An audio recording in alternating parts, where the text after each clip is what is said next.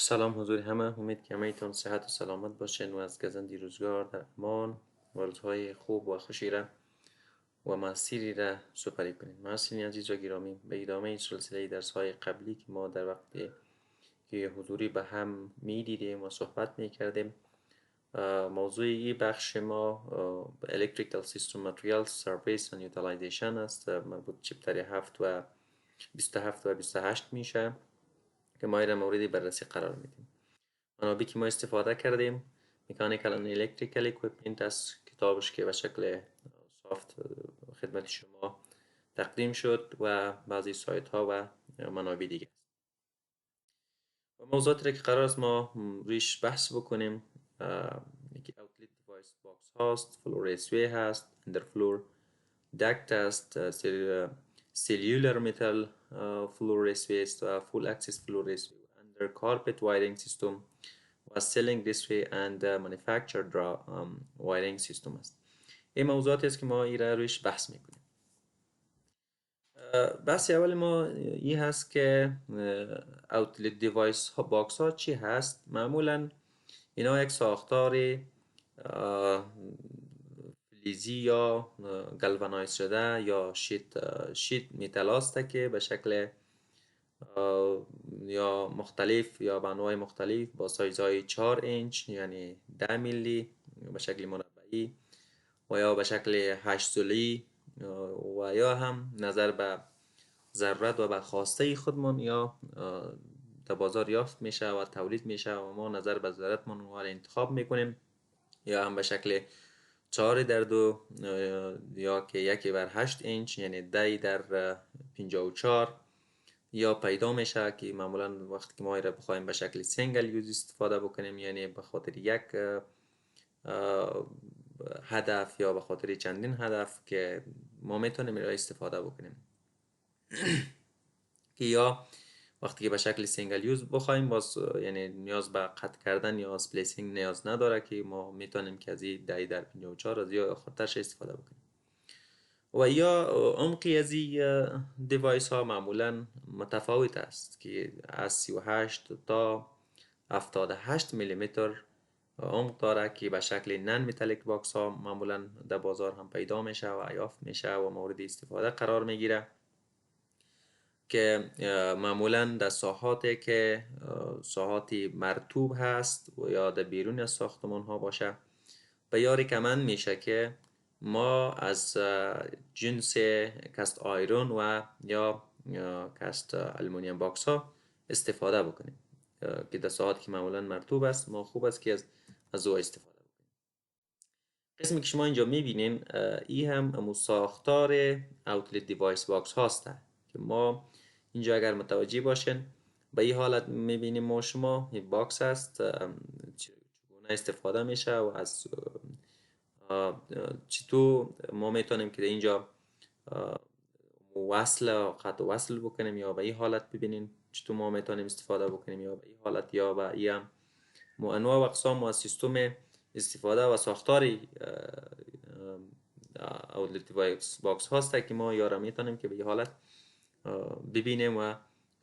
بفهمیم. این هم انواع و اقسام دیگه ایش هست که اگر شما اینجا ببینین اینجا در دیوار است و اینجا در چت است و اینجا هم در بیرون است که در بیرون دیوار که ما گفتیم که در ساحاتی که مرطوب است ریکمند میشه که ما از مو جنسیت کست آیرون یا المونیم استفاده بکنیم بخاطر که زنگ نزدن و موارد دیگه ایش است. بحثی بعدی که ما داریم فلور ریسوی ها معمولا در ساحاتی که تجارتی هست و این فضاهای بسیار بزرگ می باشه و ما در هر نقطه ما نیاز به این داریم که یک منبعی داشته باشیم که ما به خاطر تغذیه برق برای کامپیوتر یا ورکستیشن هایی که ما داریم بینن ما نیاز به این داریم که سیستمی باشه که ما بتانیم به شکل ساده و آسان برق بگیریم. بینن در این تو ساحات ما لازم میدانیم که از این سیستم فلور ریسوی استفاده کنیم چون در هر نقطه ما میتونیم که از این برق بگیریم یا به خاطر تغذیه کامپیوتر یا منبع دیگری یا وسیله دیگری من که برق داشته باشه ما دیگه میتونیم استفاده بکنیم. همچنان در ساعاتی که به شکل پرمننت است، یعنی ساعتی که تمپوراری نیست، ساعتی که موقتی نیست، یا ما معمولا شاید پارتیشن وال موضوعاتی نداشته باشیم که ما از اون نزدیکترین فاصله ما برق بگیریم که معمولا از قسمت های دیوار ما میگیریم. بینن در این ساعت ما نیاز به این داریم که از این سیستم فلورسفی استفاده بکنیم که در به شکل مدرنش اگر ما شما ببینیم امروزه در ورکستیشن ها یا در آفیس ها ما نیاز به برق داریم، نیاز به این داریم که ساعاتی که کار میکنیم یا کامپیوتر داریم یا دیسک داریم یا هم هر موارد دیگه‌ای که به شکل عمومی داریم ما نیاز به برق داریم. بینن خوب است که ما از این سیستم استفاده بکنیم، چون از هر نقطه ما میتونیم که یک اوتلیت یا یک ساکتی نصب بکنیم و از او برق بگیریم. یا مثلا به شکل اگر ما ساعت تلفن باشه، تلفن لاین باشه یا کامپیوتر نتورک باشه یا شکلای کنکشن و غیر امکاناتی که ما داریم و نیاز داریم ما میتونیم که از این سیستم استفاده بکنیم. چون بخاطر بعضی از پرابلم های مشکلاتی که امروزه دی وجود داره این هست که این معمولا به شکل اکسپوز کار میشه در ساعتی که کلینینگ یا یگان موضوعات دیگه داره، یک مشکلات خود ایجاد میکنه، یک وایرینگ از این مثلا به شکل اکسپوز است و کمی کریتیکل هست. بینن با وجودی هم ما میتونیم استفاده بکنیم. و فلور ریسوی ها معمولا می اوتلیت دیوایس هایی که اینا میخواهن یا که ما نیاز داریم که اینستال میکنیم نظر به ضرورتمون، نظر به همو ساعاتی که اگر پارتیشن باشه یا هر وسیله دیگه که باشه ما میتونیم که از هم استفاده بکنیم. ما از اوقات میشه که ما دیوارهای موویبل داشته باشیم، پارتیشن های موویبل داشته باشیم، یا خب میتونه که از این فلور ریسوی استفاده بکنیم و نظر به ما اوتلیت ما اجست بکنیم و استفاده بکنیم و خاطر برق. و همچنین به خاطر موضوعات کمیونیکیشن سرویس ها ما میتونیم که از یا استفاده بکنیم در فلور ریسوی ما. و این موضوعات که ما بحث کردیم ریسوی ها را معمولا سیستمی از یا نظر به کندکتور و نظر به استفاده یا ضرورتی که ما داریم 4 انتخاب برای ما میته، یعنی ما باید زمین 4 چایس یک حداقل نظر و ضرورتمون استفاده بکنیم. یکی از یا که ما روش بحث میکنیم channel the floor and install conduit، یا طوری ساخته میشه که the floor یک چینل جور میشه و بعدا به سیستم برق یا اوتلیت من یک مسیر داده میشه که ما میتونیم از این فلور از هر نقطه‌ای که خواستیم برق بگیریم. و دومش طوری است که سرفیس فلور ریسوی هست. این بسیار مفید و مؤثر است و تکنیک از این طوری است که بعضی اوقات محدود میشه، لیمیت میشه یادم، به خاطر از که ما بتانیم همون سیستم تریپینگ از و از موضوعات دیگه ایدم که پیشتر هم در بحث قبلی گفتیم برتان که یکی از مشکلات هایی که ای داره مسئله کلینینگش هست، چون در سرفیس هست و در سرفیس معمولا وقتی که فرش هموار میشه یا مسئله کلینینگ یا پاکاری میشه یک مزاحمت میکنه. بینن استفاده نوی دومیزی که محدود است. و نوی سومیزی طوری است که ما دریل میشه، از طریق دریل کردن ما مو کندکتورها را یا مو اوتلیت ها را با هم دیگر نزدیک در فرشی موجوده ما یا در دیوالی را نصب میکنیم و از این استفاده میکنیم. این کندویت ها زیر یک دیگر در فلور یا در سلب نصب میشه و از اون نقطه‌ای که ما خواستیم استفاده میکنیم. و یا معمولا در فلورا وقتی که ما یا استفاده میکنیم باید یا شکل فایر پروف باشه، یعنی ضد آتش باشن که اگر اینا چون در فلور وقتی که استفاده میشه با اندکترین حالت نشه که باعث حریق شدن شود. و نوع چهارم طوری است که این ما دریل میکنیم و بعد از اینکه دریل کردیم کاندویت ها را از او عبور میتیم یا در سیلینگ یا در پایان سقف و از اون نقطه‌ای که ما خواستیم یا را میتونیم که برق ما بگیریم. و یا معمولا وقت استفاده میشه که یک فیتینگ از یا ریتینگ از یا در ساحاتی که دیزاین میکنیم باید ایره مد نظر بگیریم، یعنی مقدارش یا فیتینگش سیستمش یا تکنیکایی را که داریم ما باید ایره در نظر گرفته شود، به خاطر از اینکه یک سلسله مشکلات خود باز ایجاد میکنه که این فیتینگ از یا معمولا وقتی که سیستم برق از یا عبور داده میشه باید دیزاین شوه و اما ورکستیشن نیاز داره که تو به حالت عادی را ما فرض نمیکنیم، باید دیزاین شوه صحیح در نظر گرفته شود تا باعث خرابی در آینده نشود. 4 نوع فول ریسوی را که ما رویش بحث کردیم و این میتود ها معمولا میتودی اولش انتنسیف است، یعنی زیاد قیمت تمام نمیشه و میتودی دومش معمولا از لحاظ سیفتی و از لحاظ این موضوعات کمی که مشکل خود داره، یک تهدیدات خود داره. و میتودی سوم و چهارمش طوری است که این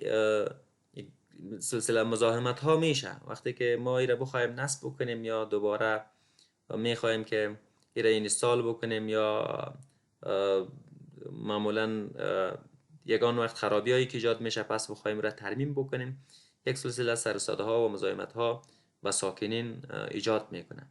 که این اونقدر خوشایند نمی باشه. بینن ما وقتی که این موارد در نظر میگیریم و ما مسئولیت به این داریم که وقتی که چنج میکنیم همین وایرینگ یا ورکستیشن ها را باید ما متوجه موارد باشیم و باعث نشه که خرابی شوه و یا هم باعث مزاحمت و غیر قابل قبول به دیگران باشه. بنان به همین خاطر تمام سیستم هایی را که ما داشتیم و به خاطر اکسیس و دسترسی به فلور و یا زیری اندر فلور باشه ریسوی ها را ما طوری که ما مطالعه میکنیم یا کسایی که در این راستا کار میکردن اینا را دیولپ کردن و به شکل وسیع و استفاده از این در ساحات کمرشیال و اندستریال سپیس ها معمولا یا را به بخش های مختلف یا محدود ساختن که معمولا به چند بخش باشه و از کدام سیستم باید استفاده شود. فلور ریسوی ها را معمولا با معذرت فلور ریسوی ها را معمولا سیستم نیک که نیشنل الکتریکال کود که مشخص کرده با 3 تایپ که هر کدامی از این در آرتیکل های مشخص مورد بررسی قرار میگیره. اگر خواستین شما که در این مورد از یا معلوماتی بسیار بیشتر پیدا بکنین شما میتونین که آرتیکل اندرفلور ریسوی، آرتیکل 354 و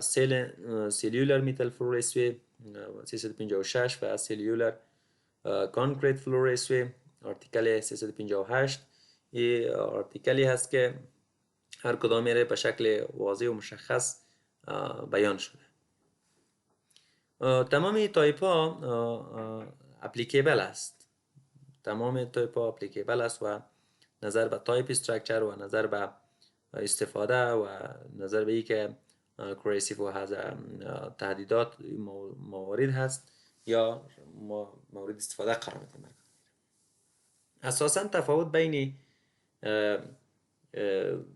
اندرفلور ریسوی و یه هست که بین اندرفلور ریسوی و سلولر یه هست که اندرفلور ریسوی د استرکچر اضافه میشه و سلولر فلور ریسوی معمولا جزئی از استرکچر است. یکی بسیار تفاوت اساسیشون یمی هست که وقتی که ما بخوایم تفاوت گفتیم اندر فلور دکت ها یا رسوی تمامی از یا سیستم هایی هستند که به شکل پرالل و رکتینگیولر میتل اینا هستند، یا به شکل هیوی پلاستیک است، یا هم به شکل استراکچر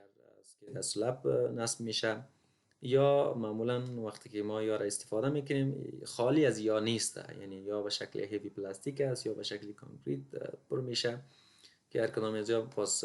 تصاویر نشان داده میشه و شما خوبتری را میفهمید. این رسوی ها معمولا در یا همراه کانکریت معذرت فلش میشه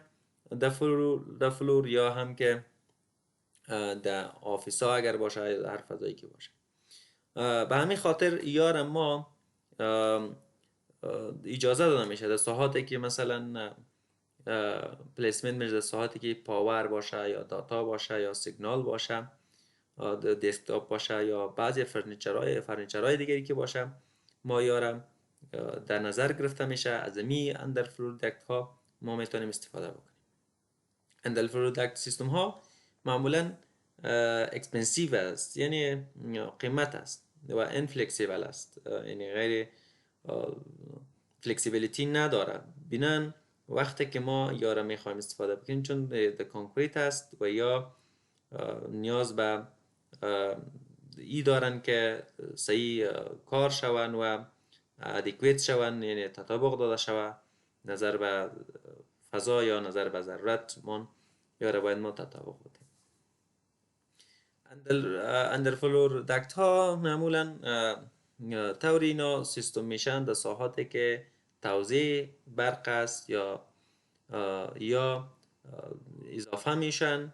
و یا در ساعتی که مثلا ما میخوایم که برق توزیع بکنیم یا اضافه بکنیم یکان موارد، یا اوپنینگ می داشته باشه و از اون طریق ما میتونیم که برق را چی بکنیم،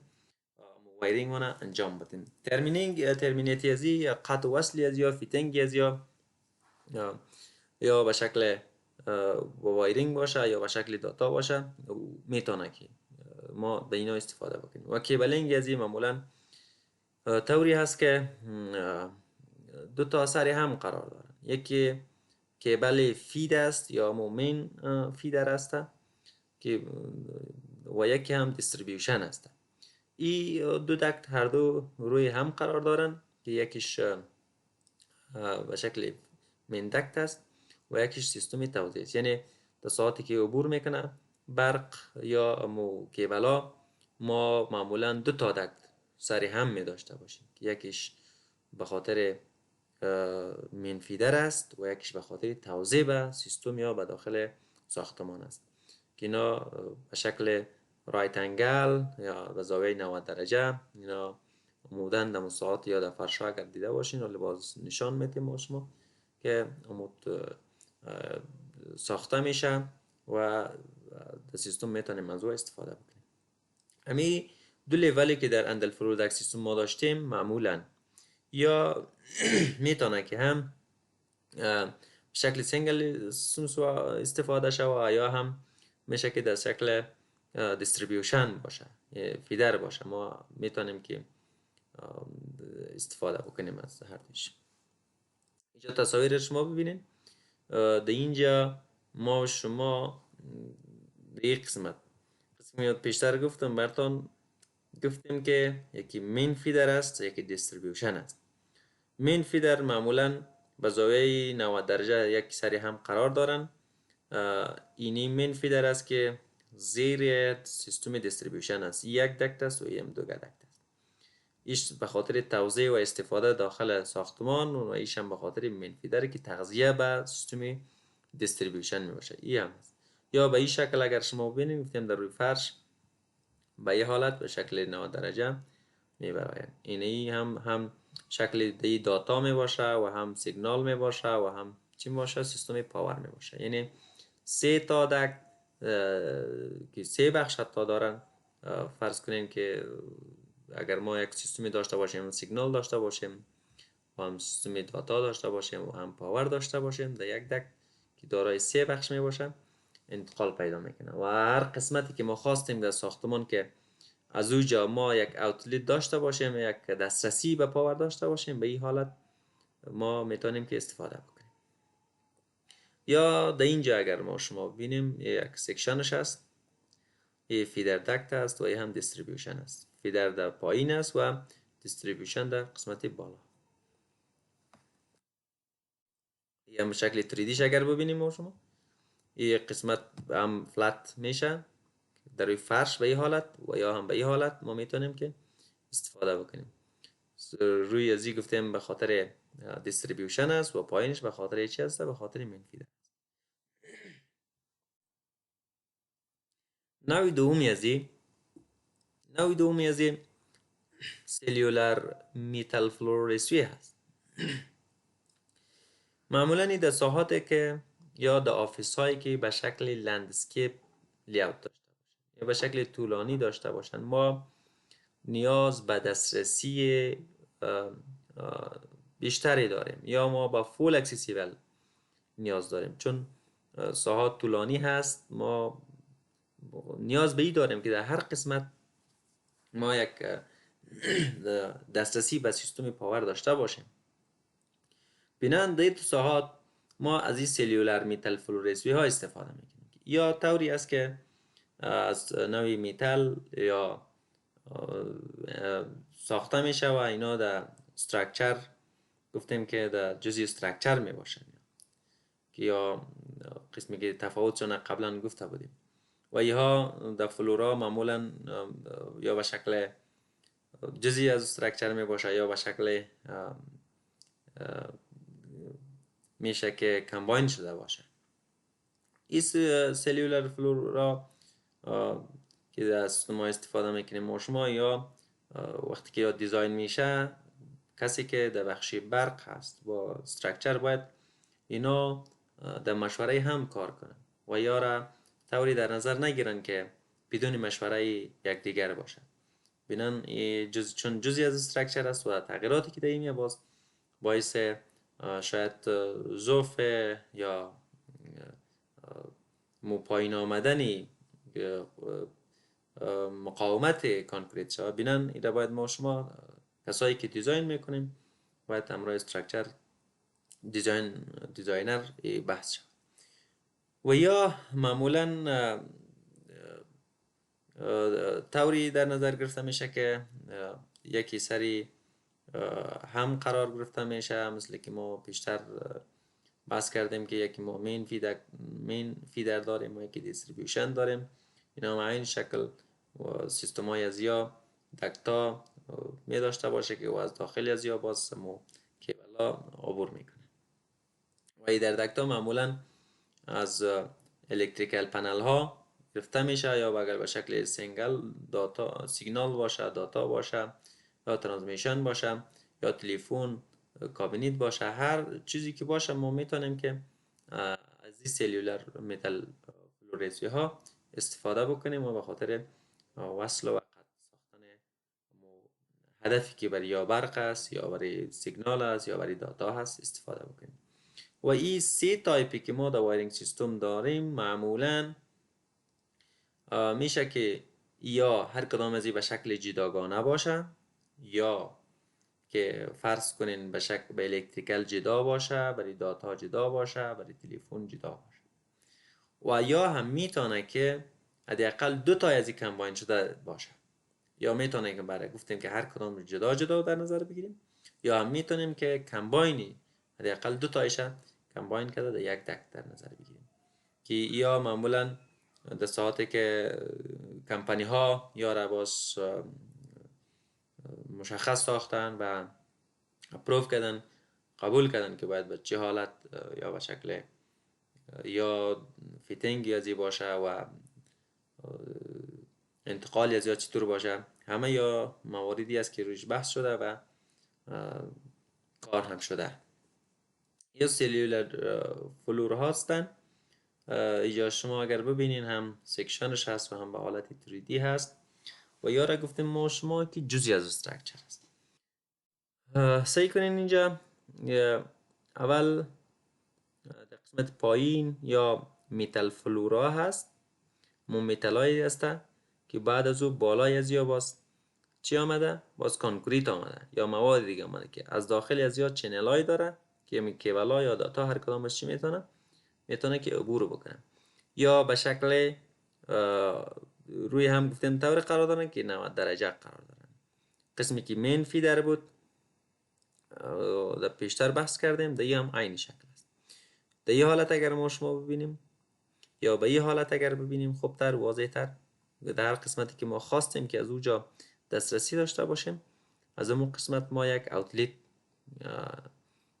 داره. سعی کنین اینجا اول میتال است، بعد از روی او باز کانکریت ریخته میشه. یعنی در جریان باید وقتی دیزاینی در نظر گرفته شود.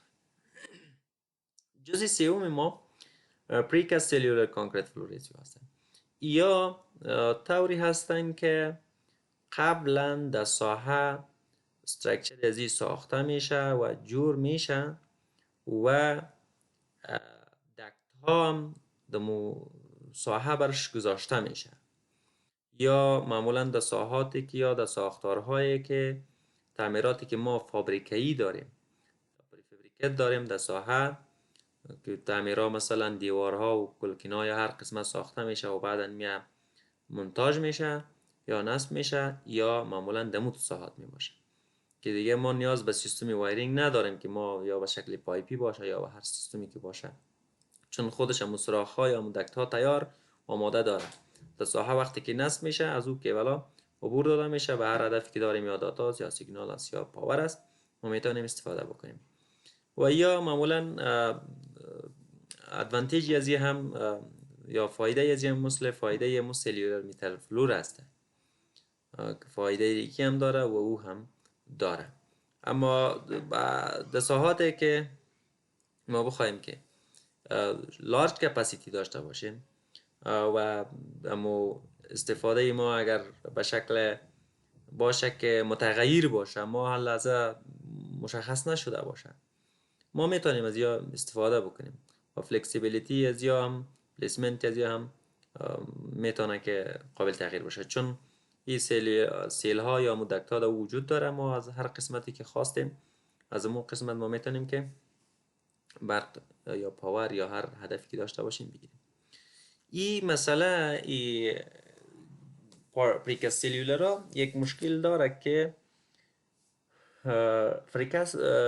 فرست کاست یزی کمی بالا هست، یعنی قیمتی بیشتر در نظر میگیره، چون در ابتدا همه موارد در او ساخته میشه، بینن فرست کاست یزی بالا است، اما لایف سایکل یزی باز پایین است. معلوم دار است که هر اگر ما از لحاظ موثریت بحث بکنیم، وقتی که ما خواستیم یک ساختمان یا یک پروژه را اگر لایف سایکل کاست یزو را پایین بیاریم، معمولا در فرست کاست یزو بالا میره، چون همه موارد ابتدا در نظر گرفته میشه، هم از لحاظ لیبر، هم از لحاظ استانداردها و هم از لحاظ اینستالیشن. بینن خوب است که فرست کاستش بالا است اما لایف سایکل ازی پایین است. و این فیدرهایی که ما داریم دمی سیل ها از طریق یمی میتال سلولر فلور ها که در کانسترکشن هستن، دمی دکت که وجود داره، ما میتونیم که از طریق دسترسی به اونا پیدا بکنیم و بر نقطه‌ای که خواسته باشیم. این هم مثالش است. ببینید شما داخل به این حالت هستن که دکت ها وجود داره و کیبلا از داخل از یا عبور داده میشن و این جزی تقریبا استرکچر در جریان دیزاین در نظر گرفته میشه، یا به این حالتش هستن یا هم به این حالت. سه چایس داریم که هر کدامشه که ما شما خواستیم میتونیم از یا استفاده بکنیم. نوع دیگه ای که ما داریم فول اکسیس فلور است. این فول اکسیس فلور رسوی ها معمولا طوری هست که یک سقف کاذب ما داریم او در چت گرفته میشه و این میتونه میره فرش کاذب بگیم. به این معناست که از فرش اصلی من که در ساختمان داریم، این بالاتر یک فرش دیگه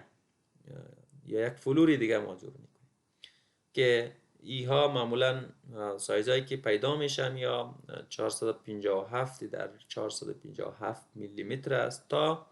915 در 915 میلی متر است. یعنی این فرش ها یا شکل تایلا واری بگیم هم میتونه که باشه یا سیستم ساخته میشه و اینا یک عمق می داشته باشن. معمولا کمترین عمقی که داره 305 میلی یعنی 30 سانتی تا 610 میلی که 61 سانتی میشه یا در بازار پیدا میشه و پدستلایی که داره در بازار موجود هست. ما میتونیم که به می انداز همو فرش ها را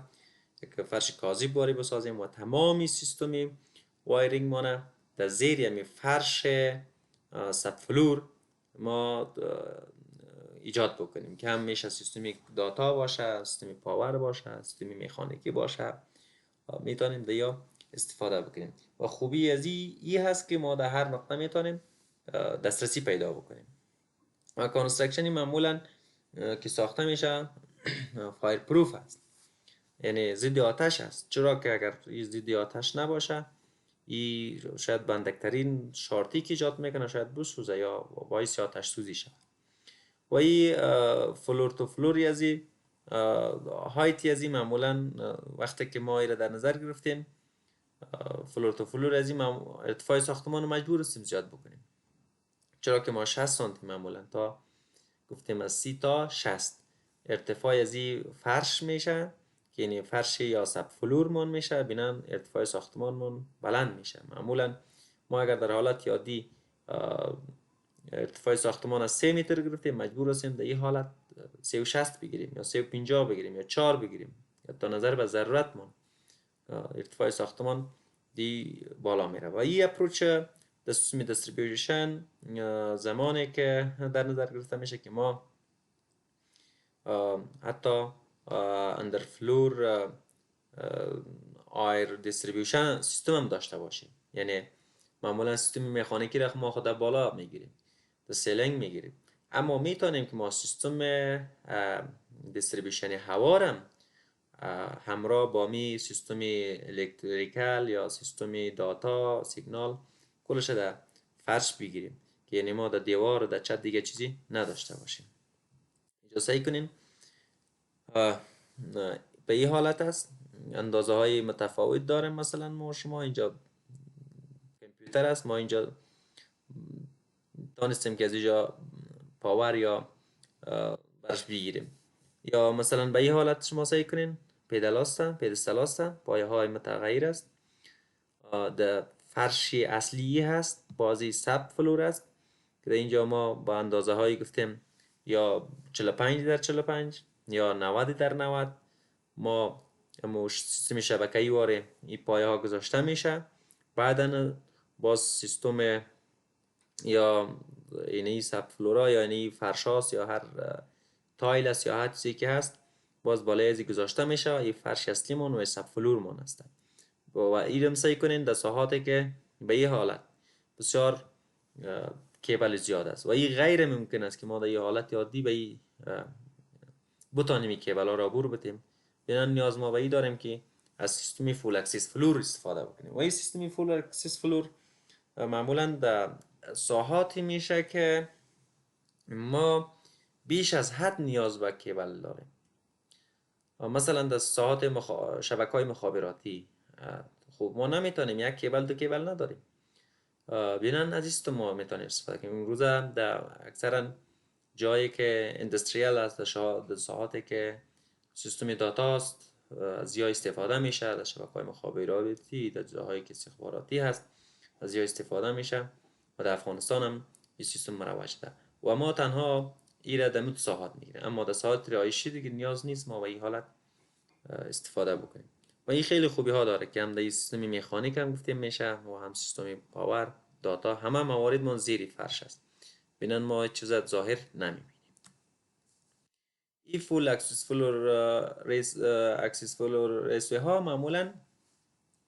کنکشنی از یا قابل تطبیق است و در هر فضا ما میتونیم ایره ایجاد بکنیم یا کیبلینگ ازی مشخصا ما میتونیم که ریکیبل کنیم، یعنی ساده هست برمان. وقتی که خواستیم تغییراتی بیاریم یک تایل برطرف میکنیم و بالاش میتونیم که پس ترمیم کنیم و دوباره پس سر جایش بگذاریم. و یا بسیار به شکل ساده، آسان و سریع ما میتونیم که ترمیم کنیم و استفاده بکنیم. و این سیستم ها معمولا به خاطر داتا پروسیس میشه گفتیم، ساعتی که یعنی داتا پروسسینگ بسیار زیاد باشه و اکسیبیلیتی بسیار زیاد ما بخوایم از این سیستم ما میتونیم که استفاده بکنیم، چون با سیستم خاطر آیر کندیشنینگ مون میتونیم استفاده بکنیم. و معمولا کنسترکت موادی که از بسیار سبک است، المونیم است که توسط مو پدستلا پنلا یا پدستلا سپورت میشه و این پدستلا معمولا اجستیبل است. سعی کنین بعضی از یا به شکل فیکس است و بعضی از یا اجستیبل است، میشه که پایین و بالا شه، بعضی از یا فیکس است. و این حالت ما میتونیم که یاره تغییرات بدیم. سعی کنین به این حالت اول در زمین نتبولت میشه، بعد از او باز روی ازی چینل ها گذاشته میشه. بعد از اینکه چینل ها گذاشته شد باز این تایلاست یا هر موادی که هست روی ازی گذاشته میشه و زیر ازی تمام سیستم کیبلینگ است که بسیار به شکل ساده و آسان. این هم نویدگیش یا اشکال دیگیش هست، اینجا توجه باشه که ما اینجا کامپیوتر است، مثلا اینجا ما اوتلیت ها داریم میگیریم و اینجا سیستم داتا یا هر موردی که دیگه داریم و یک سیکشنش هست. اینجا اگر شما متوجه باشین پدستل هستن در اول فیکس میشه، بعد از او باز چینل گذاشته میشه، باز از روی چینل دیگه مو کاشی یا تایل یا هر موادی که هست روی ازی گذاشته میشه و زیر ازی مکملا سیستم داتا هست. و اگر خواستیم که ما رو ترمیم بکنیم باز سعی کنین یک تایل او برطرف میکنیم و پس ترمیم میکنیم. یا سیستم هوا هم میتونیم در اینجا باشه، بسیار ساده و آسان، نه در دیوار و در چت نمیگیریم، در فرش میگیریم. این سیستم فول اکسیس بسیار سیستم خوب و سیستمی هست که ما شما میتونیم از این استفاده بکنیم، اما در بخشایی که سیستم داتا یا موارد زیاد باشه، نه در ساحات کم. بحثی بعدی ما بحثی است که اندر کارپت وایرینگ سیستم است. این طوری است که ما زیر فرش کار میکنیم، ایره در زیر فرش کار میکنیم. سیستم ارزان است و یکی از الترناتیو های اندر سلولر فلوری سیستم است. یعنی یکی از الترناتیو هایش میتونه ای باشه، ما را بحث کردیم قبلا. و این طوری است که فلکسیبل است و در سیستم های برید سرکیت ها میتونیم استفاده بکنیم و این میتونه که به شکل این سیستم معمولا فکتوری هست یا مثلا فابریکایی ساخته میشه به شکل هموار کیبلش هست و این اینستالیشن ازی فقط زیری فرش است، یعنی ضخامت زیاد نداره، به شکل فلت است و در زیر فرش هموار میشه و در ساحات ما استفاده میکنیم که کنکشن ازی معمولا 120 ولت پاور داشته باشه. یعنی پاورهای زیاد نما با ظرفیت چون نداره، بینن از این دو حالات استفاده میشه. و این کیبل ها معمولا یا گفتیم به شکل فلت هست، از کاپر است، کندکتورایش هست و پلیسمنت میشه در شکل هست که یک کیبل هموار و داخل از این کیبل هایی داره که باز به خاطر سیستم انتقال ما استفاده میکنیم. و معمولا امرای گراوندینگ هم بگراوند میشه و سیستم یک شیلد یا یک جاکتی داره که باعث جلوگیری از سیستم برگرفتگی میشه و ایها معمولا شکل میتال کاندویت است. میتونیم که هم از لحاظ فیزیکی و هم از لحاظ چیزهای دیگه که از گراوند پد باشه یا را چکنه پروتکشن بکنه. و تمام از این شیلدی که دی داره باعث ازی میشه که جلوگیری از خطرات شوه و این شیلد ازی معمولا از PVC هست یا متل هست. و کیبل ازی که ما وقتی که استفاده میکنیم به غلاف ازی سخت است به شکل فلت در سرفیس در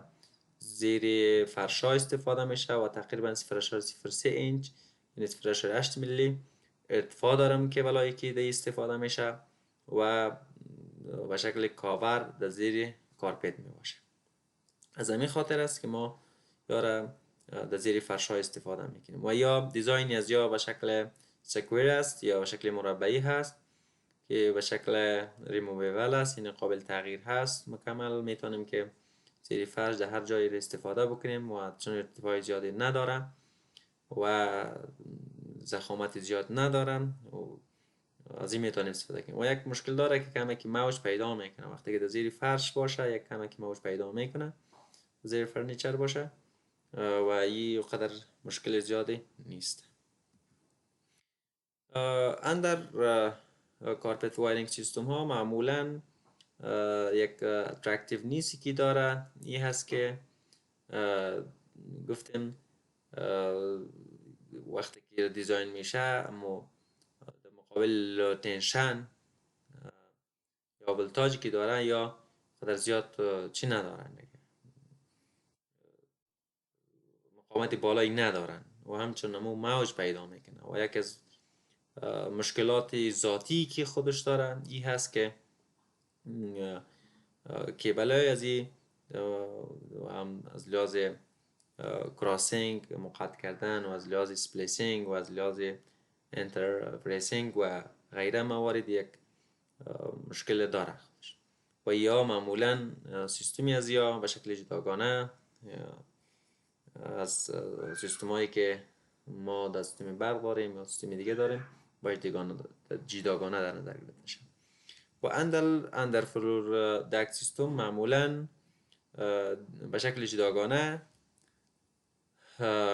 باید پلانش در نظر گرفته شد. وقتی که ما پلانهای ساختمان یا پلانهای برقی یا اجزا در نظر میگیریم اگر به شکل اندر فلور دکت سیستم بود باید پلانی از این جداگانه در نظر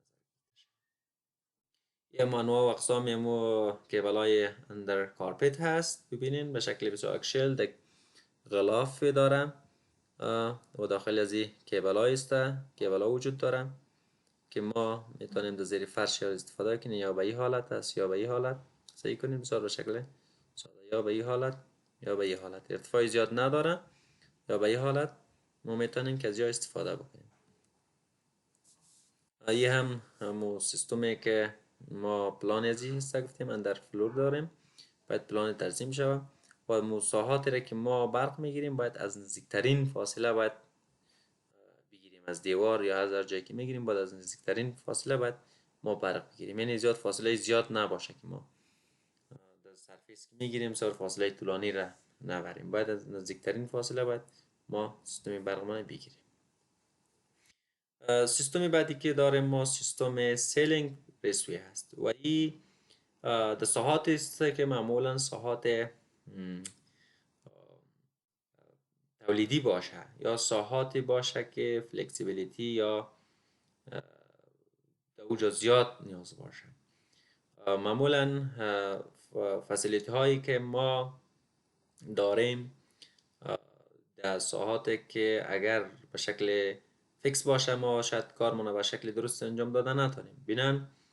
یا به شکل اندر فلور باشه بینن در سیستم سیلینگ ما میتونیم ساعتی که فرض کنیم یک ورکشاپ هست یا ترمیم موتر است ما از زیر از این نمیتونیم مگر از بالا اگر باشه ما میتونیم به هر نقطه کیبل ما حرکت بتیم یا موف کنیم یا در ساعتی که اتوکاری هست فرض کنیم ما میتونیم از این سیستم استفاده بکنیم چون این سیستم متغیر است و بسیار به شکل ساده و آسان ما میتونیم که کار بکنیم. و این در ساعتی که مثلا تلفن فسیلیتی هست یا بعضی دیگر از اوتلیت های دیگه که داشته باشیم ما میتونیم از این استفاده بکنیم. صحیح کنین این در فلور است در فرش است سقف است ببخشید در سقف است اینجا پلانش است که چطور کار شده و اینجا اگر صحیح کنین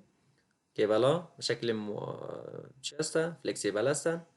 اگر در اینجا اتوکاری باشه ما میتونیم به شکل ساده و آسان اتو کاری بکنیم، یا به این حالت در ساعتی که مثلا ترمیم موتر باشه، یا در ساعتی که مثلا برمکاری یگان گپایی داریم که ما نمیتونیم در فرش استفاده کنیم، بنان از این سیستم میتونیم استفاده بکنیم. یا به این حالت ببینیم حتی در شفاخانه ها میتونیم از این استفاده بکنیم، در ساعتی که فرض کنیم عملیات هست، یا در ساعتی که باز هم قبلا که ورکشاپ هاست میتونیم استفاده بکنیم. و این متغیر است، کش میشه پایین، باز وقتی که کار ختم شد پس میتونه که خود مثلا جمع شوه. یعنی سیستم هایی است که ما میتونیم از این استفاده بکنیم و خیلی بسیار موثریت بالایی داره. معمولا در ساعتی که فرض کنید اگه مرطوب باشد از پایین مشکل ایجاد بکنه برمون، این در چت باشه برمون مشکلات ایجاد نمیکنه و سادگی ما میتونیم از این سیستم استفاده بکنیم. و این سیلینگ ریشیو معمولا سیستمی هست که ما میتونیم که در کاستین کانکریت شکل اندر فلور کانترپارت ها مثلا از استفاده کنیم و لیاوت های از مثلا متغیر می باشه، میتونیم که ما از استفاده بکنیم و تغییر بیاریم به شکل آماده است و میتونیم که ما تغییرات بیاریم و استفاده درست از بکنیم. و مشخصا که ای داره این مثل ساعتی که ایژوکیشنل است یا فسیلیتی هاست میتونیم از استفاده بکنیم. و این دیتیل هایی را که مثلا ما داریم یا ساعتی که منیفکچر است از این سیستم باید به شکل پرینسیپل های دیگه ای که داره باز ما باید داشته باشیم. این هم دیتیل هایش هسته که ما شما ببینیم. حتی بعضی اوقات در پایه ها یا در کالم ها سعی کنین به این حالت میتونیم از استفاده بکنیم، به این حالت یا به این حالت یا به این حالت. یه معمولا سیستم هایی که در سیستم چت کار میشه. این هم بود بحث امروز ما. خدا کنه که چیزی یاد بگیرین و یاد گرفته باشین. تا درسی بعدی الله یار و مددگارتون.